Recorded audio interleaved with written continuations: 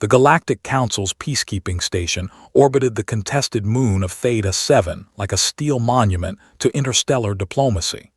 Inside its pristine halls, representatives from 100 worlds mingled, their translators humming softly as they negotiated treaties and trade agreements. The humans were the newest addition to this cosmic assembly, and many species still viewed them with barely concealed contempt. Anna Chen stood near the observation deck, her Marine Corps dress blues immaculate despite the long journey from Earth.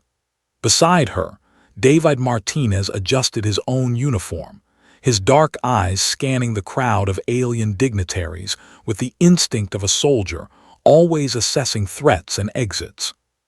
"Think they'll ever stop starring?" Anna muttered, noticing the elongated heads of 3 Velkari delegates turning in their direction. "Probably not," David replied with a slight smirk.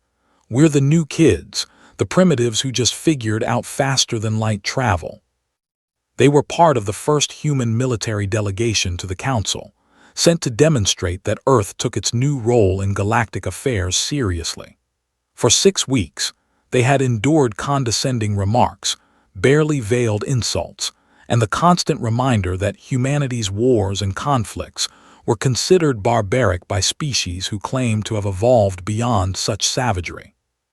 The reception hall buzzed with conversation when Commander Zhalthar entered. The Kravaxian stood nearly 8 feet tall, his exoskeleton gleaming like polished obsidian. He was a decorated soldier of the Galactic Defense Force, a hero of the Andromeda incursion, and by all accounts, a being who despised humans with particular fervor. Anna noticed him immediately. It was hard not to. Zhalthar moved through the crowd with the confidence of someone who had never known defeat, his 4 arms gesturing dramatically as he spoke with a cluster of admiring delegates. "That's him," David said quietly. "The one who called our military tactics crude improvisation suited for primitives." Anna's jaw tightened. She had read the reports. Zhalthar had been vocal in opposing humanity's admission to the Council's military programs. He had called them warmongers, savages barely contained by their own thin veneer of civilization. The evening proceeded without incident until the ceremonial toasts began. Representatives from various worlds stood to speak of unity and cooperation. When Ambassador Kellan, Earth's representative, rose to speak, a murmur rippled through the assembly. "Honored members of the Galactic Council," Kellan began, his voice steady despite the weight of dozens of alien eyes upon him. "Humanity comes before you not as conquerors, but as students eager to learn from civilizations older and wiser than our own." "Students," Zhalthar's voice cut through the hall like a blade. The Kravaxian commander pushed forward from the crowd. "Is that what you call species who wage war among themselves for resources and territory? Students." The hall fell silent. Anna felt David tense beside her. "We acknowledge our past conflicts," Kellan responded diplomatically. "But we have also—" "You have also what? Brought your violence to the stars." Zhalthar's mandibles clicked with derision. "Your so-called Marines are nothing but armed thugs in matching costumes." Anna's hand curled into a fist. Every instinct screamed at her to respond, but protocol demanded silence. She was a representative of Earth. She had to maintain composure. David, however, took one step forward. "With respect, Commander, you speak of things you don't understand."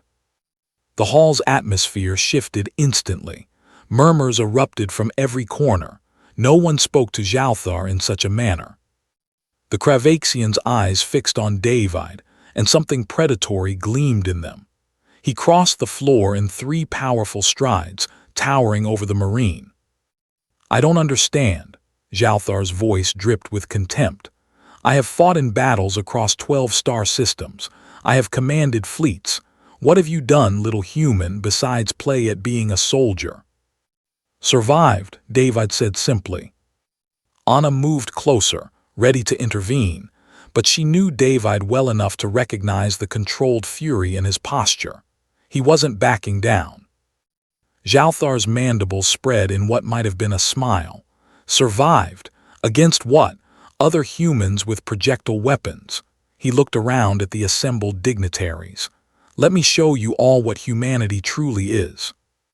Before anyone could react, Zhalthar's primary right arm whipped out, the back of his chitinous hand connecting with David's face in a devastating slap that echoed through the silent hall. The impact would have killed most species. David's head snapped to the side, blood spraying from his split lip.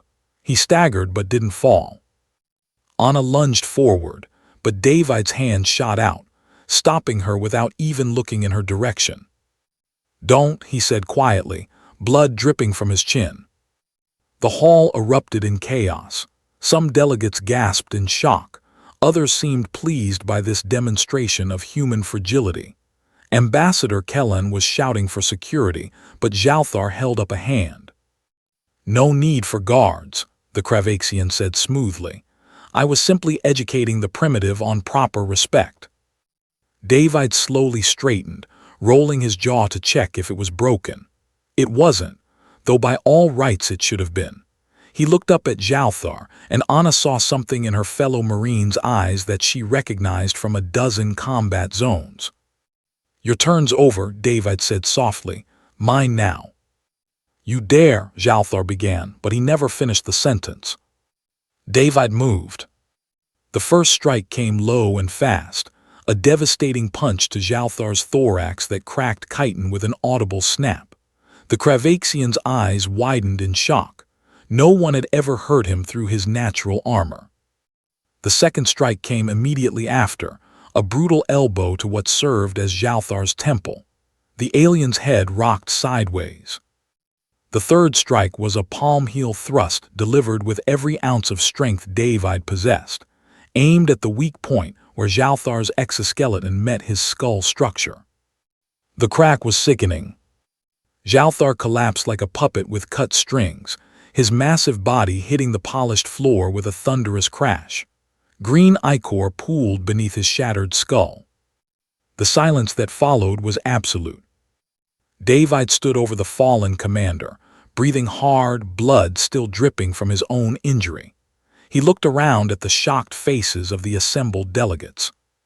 "You want to know what makes humans different," he said, his voice carrying in the stunned quiet. "We don't just survive, we adapt, we learn. We take the worst the universe throws at us and we come back stronger." Anna stepped beside him, her own hands ready for a fight if one came, but no one moved. "We've fought in jungles and deserts, in frozen wastes and burning cities," David continued. "We've battled disease, famine, each other, and we're still here. You think your fancy armor and your superior attitude makes you better than us." He looked down at Zhalthar's motionless form. "It just makes you unprepared for someone who refuses to quit." Ambassador Kellen pushed through the crowd, his face pale but his voice steady.